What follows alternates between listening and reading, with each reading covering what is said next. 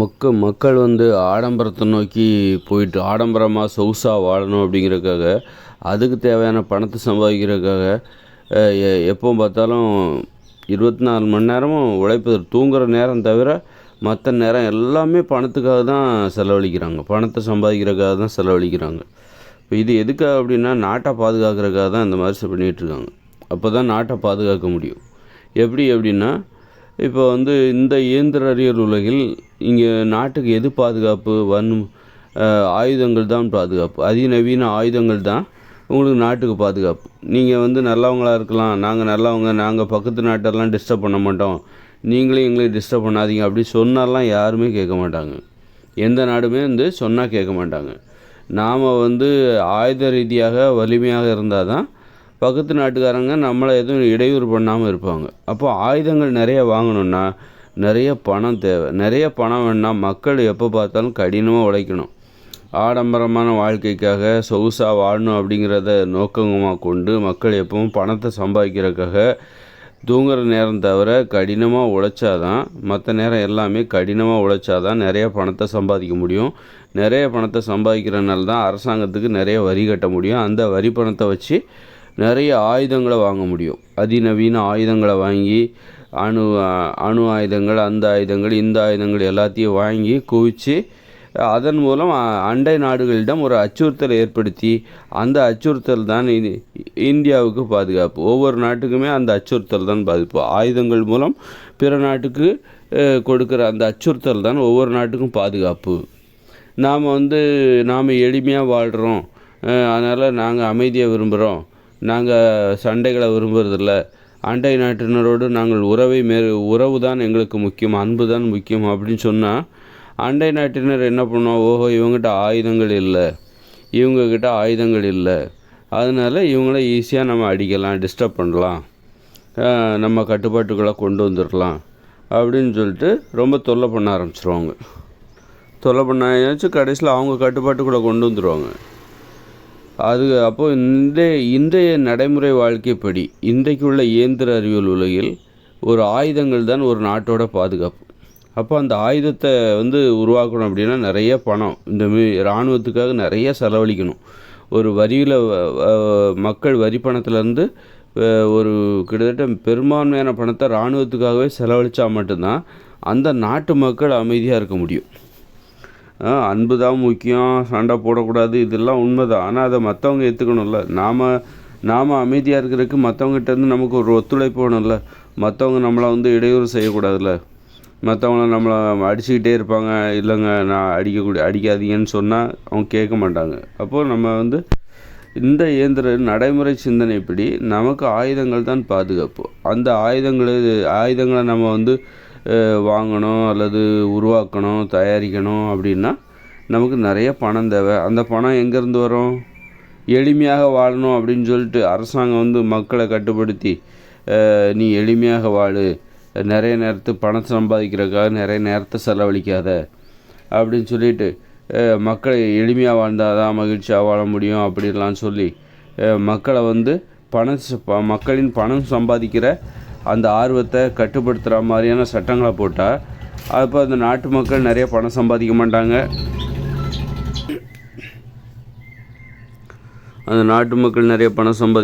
அதனால் நாட்டின் வரிப்பணம் குறையும், வருவாய் குறையும், பொருளாதாரம் குறையும். அதனால் இராணுவத்துக்கு அதிக பணம் செலவழிக்க முடியாது. இராணுவம் ஒரு பலவீனமான ஒரு இராணுவத்தை கொண்டதாக அந்த நாடு மாறும். அதன் மூலம் என்ன ஆகுன்னா, அண்டை நாட்டினரின் அச்சுறுத்தல் அதிகமாகி ஒரு நாட்டுக்கு பாதுகாப்பு இல்லாமல் போயிடும். அப்போ இந்த இயந்திர நடைமுறை உலகப்படி, இந்த இயந்திர உலகில் வன்முறை உலகம் முழுக்க பரவி கிடக்குது. அப்படி இருக்கும்போது இந்த இயந்திர அறிவியல் உலகில் ஒரு நாடு பாதுகாப்பாக இருக்கணும்னா, அந்த நாட்டு மக்கள் எப்பவும் பணத்தை சம்பாதிக்கிறதுக்காக நிறைய நேரத்தை செலவிடணும். இவ்வளோ நேரம் தான் பணத்தை சம்பாதிக்கணும் அப்படின்னு ஒரு நாடு அந்த நாட்டை கட்டுப்படுத்துவதில் அதுவே அந்த நாட்டுக்கு ஆபத்தாக முடியும். அதனால் எப்போ பார்த்தாலும் நீ பணத்தை சம்பாதிப்பதிலே குறியாரு, ஆடம்பரமாகவும் சொகுசாக வாழ வேண்டும் என்கிற ஆசையை அவன் மனசில் வச்சுக்கோ. அப்போ தான் நிறைய நேரம் பணம் சம்பாதிக்க முடியும். நிறைய பணத்தை சம்பாதிப்பதற்காக நிறைய நேரத்தை செலவிட முடியும், நிறைய பணத்தையும் சம்பாதிக்க முடியும். நீ சொகுசாகவும் வாழ்வ, அதன் மூலம் நாட்டுக்கு அதாவது நிறைய பணம் சம்பாதிக்கணுங்கிற அந்த எண்ணத்துக்கு உனக்கு பலனாக சொகுசான ஒரு வாழ்க்கை கிடைக்கும். அது நேரத்தில் அரசாங்கத்துக்கு வருமானம் கிடைக்கும். உன்னுடைய சொகுசான வாழ்க்கைக்கு ஒரு பாதுகாப்பு தான் இந்த இராணுவம். நீ சொகுசாகவும் ஆடம்பரமாகவும் அமைதியாகவும் உன் நாட்டில் தாய் நாட்டில் வாழணுன்னா உனக்கு இராணுவ பாதுகாப்பு தேவை. அண்டை நாட்டினருந்து எந்த அச்சுறுத்தலும் இருக்கக்கூடாது அப்படின்னா இராணுவம் பலமாகவும் இருக்கணும். இராணுவ பலமும் இங்கே ரொம்ப தேவை. அதுக்கும் பணம் தேவை. அதனால் ஒரு மக்களுடைய ஏன் பணத்தை சம்பாதிக்கிறதுக்காக மக்கள் ரொம்ப தூங்குகிற நேரம் தவிர எப்போ பார்த்தாலும் பணம்னு ஏன் அலைகிறாங்கன்னா அதுதான் இந்த சரியான ஒரு அணுகுமுறையாக இருக்க முடியும். இந்த இயந்திர அறிவியல் உலகில் அதுதான் சரியான அணுகுமுறையாக இருக்க முடியும். அப்படி இருந்தால் மட்டும்தான் ஒரு நாடு அமைதியாகவும் பாதுகாப்பாகவும் அந்த மக்கள் பாதுகாப்பாகவும் இருக்க முடியும். அண்டை நாட்டினரின் அச்சுறுத்தலிலிருந்து தப்பித்து வாழ முடியும். இந்த இயந்திர அறிவியல் உலகம் இருக்கிற வரைக்கும் இப்படித்தான் வாழ்வாங்க. இந்த இயந்திர அறிவியல் உலகம் இருக்கிற வரைக்கும் இப்படி வாழ்ந்தால்தான் பாதுகாப்பு. பணம்னு அலையணும். அப்போ தான் நாட்டுக்கு வருமானம், வரி பணம் நிறைய கிடைக்கும். வரி பணத்தை இராணுவத்துக்கு நிறைய செலவு செஞ்சு அந்த இராணுவம் மூலமாக அந்த நாட்டுக்கு ஒரு பாதுகாப்பு, அமைதி உள்ள வாழ்கிற மக்கள் இருக்காங்க. நாட்டுக்குள்ளே வாழ்கிற மக்கள் அமைதியாக இருப்பாங்க, மகிழ்ச்சியாக இருப்பாங்க, பிற நாட்டினரையும் இடையூறலாம். அதனால் ஆயுதங்கள் தான் ஒரு நாட்டுக்கு இன்றைய இராணுவம் தான் ஒரு பாதுகாப்பு. இராணுவத்துக்கு நிறைய பணம் தேவை. அப்போ இந்த இயந்திர அறிவியல் உலகம் இருக்கிற வரைக்கும் இப்படித்தான் இருக்கணும். அதுவே இயற்கையோடு இணைந்த மனித வாழ்க்கை 2040க்கு அப்புறம் வந்துடும். 2040 இந்த இயந்திர அறிவியல் உலகம் செயலிழந்துடும். அதன் பிறகு பார்த்திங்கன்னா நமக்கு இந்த இயந்திர அறிவியல் உலகம் செயலிழந்துடும். மக்களால் கடினமாக உழைக்க முடியும். ஏன்னா மனித மூளையில் ஒரு மாற்றம் ஏற்பட போகுது. மனித மூளையின் செயல்பாட்டில் ஒரு மாற்றம். அவங்க மனித நிலையில் முழுமையடைந்து இனிமே பிறக்கிற குழந்தைகள், இப்போ நான் மனித நிலையில் முழுமையடைந்து விட்டேன். என்னை தொடர்ந்து இனிமே பிறக்கிற குழந்தைகள் உலகம் முழுவதும் 2024க்கு அப்புறம் பிறக்கிற குழந்தைகள் அவங்க பிற்காலங்கள் மனித நிலையில் முழுமையடைந்தவர்களாக இருப்பார்கள். அவர்களால் கடினமாக உழைக்கவே முடியாது. அவர்கள் மென்மையாகத்தான் இருப்பார்கள், மென்மையாகத்தான் உழைப்பார்கள். அதனால் அவங்களுக்கு பணம்னு அவங்க அலைய மாட்டாங்க. அதன் காரணமாகவே அது உடல் நலனுக்கு தீங்கானது. இனிமே பிறக்கிற குழந்தைகள் உடல் நலனை லட்சியமாக கொண்டு வாழ்வார்கள். உடல் நலன் ஆரோக்கியமாக இருந்தால்தான் மகிழ்ச்சியாக வாழ முடியும் என்பதை தெரிந்து கொண்டவர்களாக அவர்கள் இருப்பார்கள். அதனால் மகிழ்ச்சியாக வாழ வேண்டும் என்கிற நோக்கத்தை அடிப்படையாக கொண்டு இனிமே பிறக்கிற குழந்தைகள் தங்கள் வாழ்க்கை முறையை அமைத்து கொள்வார்கள். அதன் மூலம் உடல் நலனுக்கு எதிரான தற்போதுள்ள இயந்திர அறிவியல் உலகம் செயலிழக்க ஆரம்பித்துவிடும். நம்பிக்கை இழக்க தொடர்ந்து செயல்படுவதில் நம்பிக்கை இழக்க ஆரம்பித்துவிடும். அதன் மூலம் இந்த இயந்திர அறிவியல் உலகம் செயலிழக்க தொடங்கிவிடும். அதன் பிறகு இந்த இயந்திர அறிவியல் உலகை பாதுகாப்பதற்கும் பராமரிப்பதற்கும் யாரும் இருக்க மாட்டாங்க. அதன் பிறகு தொழிற்சாலைகள் எல்லாமே செயலிழக்கும், பள்ளிக்கூடங்கள் எல்லாத்துக்குமே செயலிழக்கும், மருத்துவமனை எல்லாமே செயலிழக்கும், மின்சார பயன்பாடு எதுவுமே இருக்காது. அப்படியே வேறு வழியே இல்லை. இயற்கையோடு இணைந்த மனித வாழ்க்கையை நோக்கி இந்த மக்கள் செல்ல ஆரம்பித்து விடுவார்கள். அவங்க செல்லனா அது எங்கேயோ செல்ல மாட்டாங்க. அவங்க வாழ்கிற இடத்தை இயற்கையோடு இணைந்த மனித வாழ்க்கைக்கு தகுந்தார் போன்று மாற்ற ஆரம்பிப்பார்கள். அதனால் அந்த மாற்றத்தை எதிர்காலத்தில் நடைபெறும் அந்த மாற்றத்தை உணர்ந்து நாம் அதற்கு முன்பே தயாராக வேண்டும் என்கிற அந்த செய்தியை சொல்லுகிற ஒருவராக நான் இருக்கிறேன். இந்த உலகிற்கு சரியான வழிகாட்டுதல் அதை சொல்லுகிற அதை செய்கிற அல்லது அந்த தகவலை சொல்லுகிற ஒருவராக இருக்கிறேன் நான். அதனால் அப்போ வருகிற அந்த இயற்கையோடு இணைந்த மனித வாழ்க்கைக்கு பொருத்தமான அந்த உலகத்தின் வடிவமைப்பு அது என்னிடம் இருக்கிறது. நாம் ஒற்றுமையாக நாம் அடுத்த கட்டத்துக்கு இந்த மனித இனம் எப்படி நுழைய போகிறோம், அடுத்த உலகில் எப்படி நுழைய போகிறோம் என்பதற்கான சிந்தனையில் நாம் அனைவரும் ஈடுபட வேண்டும், செயல்படவும் வேண்டும். குறுகிய காலமே இருக்கிறது. அப்படின்னா மக்கள் இப்போ பணம்னு அலைஞ்சாக்கா உடல் ஆரோக்கியம் கெட்டு போயிடும், நோய் தான் வரும். எப்போ பார்த்தாலும் பணம்னு தினசரி எப்போ பார்த்தாலும் பணத்தை தேடியே மனுஷங்க அலைகிறாங்க அப்படின்னா அவங்களுக்கு உடல் ஆரோக்கியம் கண்டிப்பாக கெட்டு போயிடும். ஒரு குடும்பத்தோடு நேரம் செலவழிக்கிறது, நண்பர்களோடு நேரம் செலவழிக்கிறது இல்லை, விளையாடுவதற்கான அவகாசம், அனுமதி, நேரம் எதுவுமே இல்லை. அப்போது அவங்க உடல் நலன் கெட்டு போயிடும். அப்போது உடல் நலன் கெட்டு போயிடும், நோய் வந்துடும். அப்போ தான் நிறைய பணம் சம்பாதிக்க முடியும். அப்போது அந்தளவுக்கு உடல் ஆரோக்கியத்தை கெடுத்துக்கிட்டு நீ பணத்தை சம்பாதிச்சா மட்டும்தான் இந்த இயந்திர அறிவியல் உலகில் ஒரு நாட்டு மக்களும் பாதுகாப்பாக இருப்பாங்க. நிறைய இராணுவ பலத்தை அதிகரித்து அதாவது உடல் ஆரோக்கியத்தை கெடுத்துக்கிட்டு சரியாக ஓய்வு எடுக்க முடியாமல் மகிழ்ச்சியாக வாழாமல் நிறைய பணத்தை சம்பாதிப்பதற்காக அதிக நேரத்தை செலவழித்து நிறைய பணத்தை சம்பாதிச்சு அதன் மூலம் அதன் மூலம் அரசாங்கத்துக்கு வருமானம், அந்த வருமானத்தை வச்சு தான் ஒரு நாட்டோட இராணுவ பலத்தை அதிகப்படுத்துகிறாங்க. அதன் மூலம் மட்டும்தான் அந்த நாடு வந்து பாதுகாப்பாக இருக்குது. அப்போது மக்கள் வந்து எப்பவும் பணம்னு ஓடி தங்கள் உடலில் நோய்களை வரவழைத்து கொண்டு உடலை ஆரோக்கியமாக வச்சிக்க முடியாமல் பணம்னு அலைஞ்சி அப்படி சம்பாதிக்கப்பட்ட பணத்தின் மூலம் அந்த நாட்டு அரசாங்கம் வந்து இராணுவத்துக்காக நிறைய பணத்தை செலவழித்து அதன் மூலம் இராணுவ வலிமை ஏற்படுத்தி அப்படி வலிமை ஏற்படுத்தினால்தான் அந்த நாடு பாதுகாப்பாக இருக்க முடியும் இராணுவ பலத்தின் மூலமாக. அப்போது பார்த்திங்கன்னா நீங்கள் வந்து உங்கள் உடம்புல நோயை வரவழைச்சிக்கிற அளவுக்கு எப்போ பார்த்தாலும் பணம்னு சொல்லி ஓய்வு இல்லாமல் பணத்தை சம்பாதிக்கிறதுக்காக நேரத்தை செய்து உங்கள் உடம்புல நோயை வரவழைச்சிக்கிறீங்க. ஆனால் அப்படி வச்சுக்கிட்டா தான் உங்களுக்கு நிறைய பணம் கிடைக்கும். நீங்களும் ஆடம்பரமாக வாழ முடியும். ஆரோக்கியமாக வாழ முடியாது, ஆடம்பரமாக வாழ முடியும். அரசாங்கத்துக்கும் நல்ல வருமானம் கிடைக்கும். அந்த வருமானத்தின் மூலமாக இராணுவ பாதுகாப்பை ஆயுதங்கள் மூலமாக இராணுவ பாதுகாப்பை ஏற்படுத்தி கொள்ள முடியும். அதன் மூலம் மட்டுமே அந்த மக்கள் அமைதியாக வாழ முடியும். அப்படின்னா அமைதியாக எப்படி வாழ முடியும்? அதான் உடம்புல பணம்னு போய் உனக்கு உடம்புல நோய் வந்துருச்சு அப்படின்னா எப்படி நீ அமைதியாக வாழ முடியும்? அமைதியாக வாழ முடியாது, உயிரோடு வாழ முடியும். அப்போ இந்த இயந்திர அறிவியல் உலகில் நீ அமைதியெல்லாம் வாழ முடியாது, உயிரோடு வேணால் வாழலாம். அமைதியாக வாழணும் அப்படின்னா அதுக்கு எளிமையாக வாழணும். பணம்னு அலையக்கூடாது. ஒரு 6 மணி நேரம் தான் வேலை பார்க்கணும், அதுக்கு மேலே எதுவும் வேலை பார்க்கக்கூடாது. குடும்பத்தோடு நேரம் செலவழிக்கணும், டெய்லி விளையாடணும், அவர் மகிழ்ச்சியாக வாழணும், அன்பு பாசம் அப்படின்னு சொல்லிட்டு மகிழ்ச்சியாக வாழ்ந்தால் தான் நல்லா ஆரோக்கியமாக வாழ முடியும். ஆனால் இந்த இயந்திர அறிவியல் உலகில் ஒன்றும் அமைதியாக வாழ விட மாட்டாங்க. ஒரு நாட்டு மக்கள் நாங்கள் 6 மணி நேரம் தான் வேலை பார்ப்போம், எப்போ பார்த்தாலும் பணம்னு ஓட மாட்டோம், ஆடம்பரமான வாழ்க்கையெல்லாம் சொகுசான வாழ்க்கையெல்லாம் எங்களுக்கு தேவையில்லை, நாங்கள் எளிமையாக வாழ்வோம் அப்படின்னு சொல்லிட்டு இருந்தாங்கன்னா அவங்ககிட்ட வந்து அந்த பண பற்றாக்குறை ஏற்படும். அந்த இராணுவத்துக்காக செலவிடுகிற பணத்தை அந்த மக்களால் அதிகமாக சம்பாதிக்க முடியாது. அப்போ அவங்க எளிமையாக வாழும் பொழுது அவங்கள்ட்ட குறைவான பணம் தான் இருக்கும். குறைவான பணம் இருந்தால் அவங்ககிட்ட வந்து ஆயுதங்கள் குறைவாக தான் வாங்க முடியும், இராணுவ பலத்தை அதிகமாக ஏற்படுத்த முடியாது. அதனால் அண்டை நாட்டுக்காரர்கள் இவர்களை ஈஸியாக அடிமைப்படுத்தி விடுவார்கள், அச்சுறுத்த ஆரம்பித்து விடுவார்கள். அதனால் இராணுவ பலம்தான் பாதுகாப்பு இந்த இயந்திர அறிவியல் உலகில் மக்கள் வாழ்வதற்கு. அப்படின்னா அது இராணுவத்துக்காக நிறைய பணம் சம்பாதிக்கிறதுக்காக அந்த மக்கள் அலையணும். அந்த மக்களுக்கு என்ன ஒரு ஆசை ஏற்படுத்தணும், நிறைய பணத்தை சம்பாதிப்பதற்கான ஆசைங்கிறது வந்து வெறும் இராணுவ பலத்தை ஏற்படுத்தணும். அதுக்காக அந்த மக்கள் வந்து நிறைய பணத்தை சம்பாதிக்க போயிட்டுருக்க மாட்டாங்க. அந்த மக்களுக்கு ஒரு நம்பிக்கை கொடுக்கணும், நிறைய பணத்தை சம்பாதிக்கணுன்னா நீ ஆடம்பரமாக வாழலாம், சொகுசாக வாழ்வதற்கு உனக்கு நிறைய பணம் தேவை அப்படின்னு சொல்லி அந்த மக்களை ஆடம்பரமாகவும் சொகுசாகவும் வாழ்வதற்கு அவர்களை வந்து ஊக்கப்படுத்தணும். அப்போ அவங்க என்ன பண்ணுவாங்க, ஆடம்பரமாக வாழணும், சொகுசாக வாழணுங்கிறக்காக நிறைய பணத்தை சம்பாதிக்கிறதுக்காக போவாங்க. அப்போ அரசாங்கத்துக்கு நிறைய வருமானம் ஏற்படும், அரசாங்கத்தோட பொருளாதாரம் அதிகமாகும். அதன் மூலம் வந்து இராணுவ பாதுகாப்பை ஏற்படுத்தி கொள்வார்கள். நிறைய பணம் அதிகமாகிடுச்சுன்னா அதனால் ஒரு பணக்கார வீட்டை பார்த்தா அந்த வீட்டுக்கு பாதுகாப்பு கிடையாது. ஒரு எளிமையாக வாழ்ந்தால் அந்த வீட்டுக்கு திருட்டு பயம்லாம் கிடையாது.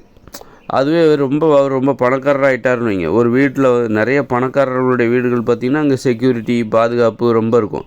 அதுவே எளிமையான வீட்டில் உள்ளவங்களுக்கு சும்மா கதவை மட்டும் பூட்டினா கூட போதும், அங்கே திருட்டு பயம்லாம் அதிகமாக இருக்காது. அது மாதிரி ஒரு நாடு பணக்கார நாடாகிடுச்சுன்னா அந்நிய நாட்டுக்காரங்க வந்து அந்த நாட்டுக்குள்ளே நுழையணும்னு நினைப்பாங்க. அந்நிய நாட்டு மக்கள் அந்த நாட்டை நோக்கி போகணுன்னு ஆசைப்படுவாங்க. இப்போ உதாரணத்துக்கு நம்ம அமெரிக்காவை எடுத்துக்கிட்டிங்கன்னா அந்த நாட்டுக்குள்ளே நுழையிறதுக்கு உலக நாட்டு மக்கள் எல்லாரும் ரொம்ப ஆர்வமாக இருக்காங்க. அப்போ அந்த அளவுக்கு ஒரு அமெரிக்காவுக்குள்ளே போகணும் சட்டவிரோதமாக நுழையிறவங்களும் இருக்காங்க, சட்டப்பூர்வமாக அனுமதியோடு உள்ளே போகணுங்கிற ஆர்வத்தோடையும் உலகம் முழுக்க நிறைய பேர் இருக்குது. காரணம் அதுனா பணக்கார நாடு, அது ஒரு பணக்கார நாடு. ஒரு ஏழை நாடுகள்கிட்ட போய் அந்த நாட்டுக்கு போகணுன்னு ஆசைப்பட மாட்டாங்க.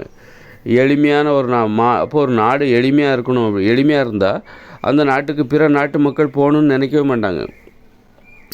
அதுவே பணக்கார நாடாக இருந்தால் அந்த நாட்டுக்குள்ளே போகணும், நிறைய ஆபத்து அதிகமாக இருக்கும். அந்த நாட்டுக்கு போனால் நிறைய பணம் சம்பாதிக்கலாம், அந்த நாட்டில் நிறைய பணமும் இருக்குது, அந்த நாட்டு மக்களிடம் நிறைய பணம் இருக்குது, அந்த நாட்டுக்கு போனாலும் நிறைய பணம் சம்பாதிக்கலாம் அப்படின்னு சொல்லிட்டு உலக நாட்டு மக்கள் எல்லோரும் அந்த நாட்டு மேலே ஆர்வமாக இருப்பாங்க போகணும் அப்படின்ட்டு. அப்போ அதுவே பெரிய அச்சுறுத்தலாக அந்த நாட்டுக்கு இருக்கும். தாராளமாக வர விரும்புகிற அத்தனை பேரையும் அந்த நாட்டுக்குள்ளே அனுமதிச்சா, அந்நியர்களை ஒரு நாட்டுக்குள்ளே தாராளமாக அனுமதிச்சா என்ன ஆகும்? அந்த நாடோட முன்னேற்றம் ரொம்ப பாதிக்கப்படும். அமைதி பாதிக்கப்படும் அந்த நாட்டு மக்கள். இப்போ வந்து தமிழ்நாட்டில் இந்திக்காரங்களை எல்லாத்தையும் உள்ளே வச்சாங்கனால தமிழ்நாட்டு மக்களுக்கு வேலைவாய்ப்பு பாதிக்குதில்ல. அதே மாதிரி இந்த பணக்கார நாடுகளுக்கு அவங்க அந்நிய நாட்டு மக்களால் நிறைய பிரச்சனைகளை சந்திப்பாங்க. நிறைய பணம் அதிகமானால் பணத்தை அதிகமாக சம்பாதிக்கும் போது பிற நாட்டு மக்களிடம் வருகை அதிகரிக்கும். அதனாலேயே அமைதி இல்லாமல் போயிடும். அதனால் ஒரு எளிமையான நாடு இருக்குன்னு வச்சுக்கோங்க, பணம் குறைவாக இருக்குது அப்படின்னா அந்த நாட்டுக்குள்ளே யாரும் போகிறதுக்கு விரும்ப மாட்டாங்க. ஆனால் அதே நேரத்தில் இந்த பணக்கார நாடுகள் இருக்காங்களோ அந்த நாடுகள் என்ன பண்ணுவாங்க, எளிமையாக வாழ்கிற நாட்டு மக்களுடைய இந்த வளங்கள் இருக்கும், இயற்கை வளங்கள், அதை கண்டுபிடிச்சி அதை எடுத்துகிட்டு போயிட்டு தங்களுடைய பணக்கார வாழ்க்கைக்கு பயன்படுத்தி கொள்வார்கள். அதனால் எளிமையான நாட்டு மக்களுக்கு ஒரு பாதுகாப்பு இல்லை. அவங்ககிட்ட இயல்பாகவே இராணுவம் குறைவாக இருக்கும். அதை இந்த பணக்கார நாடுகள் பயன்படுத்தி கொண்டு அச்சுறுத்தி உள்ளே நுழைஞ்சி அங்கே இருக்கிற இயற்கை வளங்களை எடுத்துக்கிட்டு தங்களுடைய சொகுசான வாழ்க்கைக்காக தங்கள் நாட்டுக்கு கொண்டு செல்வார்கள். அப்போது இந்த மாதிரி எளிமையான நாடுகளுக்கு ஒரு பாதுகாப்பு இல்லாமல் போயிடும். பணம் தான் இந்த உலகத்தில் பாதுகாப்பு, இந்த இயந்திர அறிவியல் உலகில் ஒரு பாதுகாப்பு. அதனால் நீங்கள் எளிமையாக இருந்தால் உங்களை விட மாட்டாங்க. உங்கள் பிற நாட்டு அந்த பணக்கார நாடுன்னா உங்களை வந்து உங்களுடைய இயற்கை வளங்களை சுரண்டுவாங்க. அதுவே பணக்கார நாடாக இருந்தாலும் அவங்களுக்கு பணம் அதிகமாக அந்த நாட்டுக்கு போகணுங்கிறதுக்காக உலக நாட்டு மக்கள் எல்லாம் ஆர்வமாக இருப்பாங்க. அங்கே போனால் நிறைய பணம் சம்பாதிக்கலாம் அப்படிங்கிற எண்ணம் அதனாலே அது அவங்களுக்கு பெரிய அச்சுறுத்தலாக மாறும். அதிலேருந்து பாதுகாக்கிறதுக்கு வலிமையான ஒரு பாதுகாப்பு கட்டமைப்பு தேவை. இராணுவ பாதுகாப்பு கட்டமைப்பெல்லாம் அவங்களுக்கு தேவை. இப்போ என்னென்னா, இப்போ வந்து பணம்னு அலைஞ்சு இராணுவ பாதுகாப்பு ஏற்படுத்துகிறீங்க, நல்ல ஆடம்பரமாக வாழ்கிறீங்க. ஆனால் வந்து ஒரு அமைதியாக வாழ முடியாது. எப்போ பார்த்தாலும் பயந்துக்கிட்டே இருக்கணும். ஒரு பணக்காரங்க எப்போ பார்த்தாலும் பயந்துக்கிட்டே தான் இருப்பாங்க. பெரிய வீடு கட்டி கார் பங்களான்னு வாழ்கிறவங்க எப்போ பார்த்தாலும் ஒரு பயந்துக்கிட்டே தான் இருப்பாங்க. அவங்க வந்து எப்போ திருடிடுவாங்களோ, நம்ம வீட்டை கொள்ளையடிச்சிருவாங்களோ அப்படின்னு பயந்துக்கிட்டே தான் இருக்கணும். செக்யூரிட்டி கேமராலாம் போட்டு பயந்துகிட்டே தான் இருக்கணும். பணம்னு அலைஞ்சு நீ இராணுவ பாதுகாப்பை ஏற்படுத்திடலாம்.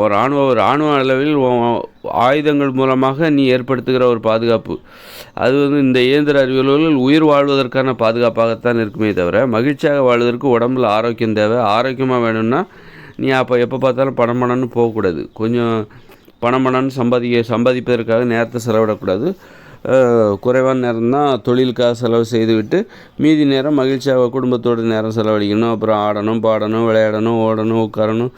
இந்த மாதிரி அப்போ தான் உடம்பு ஆரோக்கியமாக இருக்கும், மகிழ்ச்சியாக இருக்க முடியும்.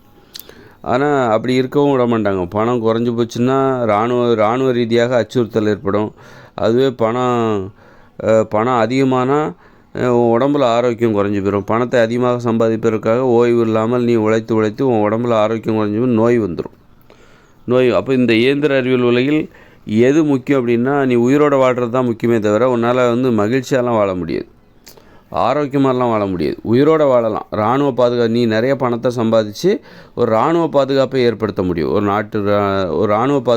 நாட்டின் இராணுவ பாதுகாப்பை ஏற்படுத்தி அதன் மூலம் அந்த மக்கள் உயிரோடு வாழ்வதற்கான ஏற்பாட்டை வேணாலும் செய்யலாமே தவிர, ஆனால் இந்த உலகத்தில் வந்து மகிழ்ச்சியாலாம் வாழ முடியாது. மகிழ்ச்சியாக வாழ்வதற்கு உடம்புல ஆரோக்கியம் தேவை. ஆரோக்கியம் வேணும்னா எப்போ பார்த்தாலும் பணம்னு அலையக்கூடாது. ஒரு 8 மணி நேரமோ 6 மணி நேரமோ சம்பாதிச்சுட்டு மீதமுள்ள நேரம் வீட்டில் குடும்பத்தினரோடு நல்லா நிம்மதியாக இருக்கணும், ஜாலியாக இருக்கணும். அப்போ தான் வந்து ஆரோக்கியமாக இருக்க முடியும். ஆனால் அப்படி வந்து நீ குறைவான நேரம் மட்டுமே நீ உழைத்து கொண்டு நான் சந்தோஷமாக இருக்க போகிறேன், அமைதியாக வாழ போகிறேன், ஆரோக்கியமாக வாழ போகிறேன்னு நினச்சா, அப்போ இந்த பணக்கார நாடுகளின் இராணுவ அச்சுறுத்தல் இருக்குல்ல, நமக்கு ஒரு நாட்டோட வருமானம் குறையும் போது அங்கே இராணுவ பலம் குறையும். அதனால் பணக்கார நாட்டினர் என்ன பண்ணுவாங்கனாக்கா, இந்த மாதிரி எளிமையான ஏழை நாடுகளுக்குள்ளே புகுந்து அங்குள்ள இயற்கை வளங்களை திருடுவதற்காக வந்து விடுவார்கள். அப்போ அதுவும் எளிமையாக வாழ்ந்தால் அச்சுறுத்தல். நீ எளிமையாக வாழ்ந்தால் தான் மகிழ்ச்சியாக வாழ முடியும், ஆரோக்கியமாக வாழ முடியும். ஆனால் எளிமையாக வாழ விட மாட்டாங்க. எளிமையாக வாழ்ந்தால் இந்த மாதிரி பிற நாட்டினர், இந்த பணக்கார ரவுடி நாடுகள்லாம் உள்ளே புகுந்துருவாங்க. அப்போ எளிமையாக வாழக்கூடாது. அப்போது இங்கே வந்து நீ உயிரோடு வாழத்தான் உன்னால் முடியுமே தவிர ஆரோக்கியமாலாம் உன்னால் வாழ முடியாது. இந்த இயந்திர அறிவியல் உலகில் உன்னால் ஆரோக்கியமாலாம் வாழ முடியாது. வேணால் உயிரோடு வாழலாம். உயிரோடு வாழ்வதற்கான முயற்சி தான் இங்கே நடந்துகிட்ருக்கு. மகிழ்ச்சியாக வாழ்வதற்கான முயற்சியெல்லாம் நடக்கலை. மகிழ்ச்சியெல்லாம் வாழ முடியாது. உனக்கு இங்கே வந்து பாதுகாப்பு, இராணுவ பாதுகாப்பு தான் உண்மையான பாதுகாப்பு. இராணுவத்தின் மூலமாக மட்டும்தான் உனக்கு பாதுகாப்பை ஏற்படுத்த முடியும். ஆயுதங்கள் மூலமாக தான் உனக்கு பாதுகாப்பை ஏற்படுத்த முடியும்னா, அப்போ உடல் ஆரோக்கியத்தை பொருட்படுத்தாமல் எப்பவும் பணம்னு அலைஞ்சால் மட்டும்தான் உன்னால் இராணுவ பாதுகாப்பை ஏற்படுத்த முடியும். அதன் மூலம் மட்டும்தான் நீ உயிரோடு வேண்டுமானாலும் வாழலாமே தவிர உன்னால் ஆரோக்கியமாக வாழ முடியாது, மகிழ்ச்சியாலாம் வாழ முடியாது. இந்த இயந்திர அறிவியல் உலகில் எது பாதுகாப்புன்னா உயிரோடு வாழ்வது தான் இங்கு அதற்காகத்தான் ஒவ்வொரு நாட்டு மக்களும் பணத்தை சம்பாதிப்பதற்காக உடல் ஆரோக்கியத்தை தியாகம் செய்து கொண்டு உடலில் நோயை வரவழைத்து கொண்டு உழைத்து கொண்டிருக்கிறார்கள் பணத்தை தேடி.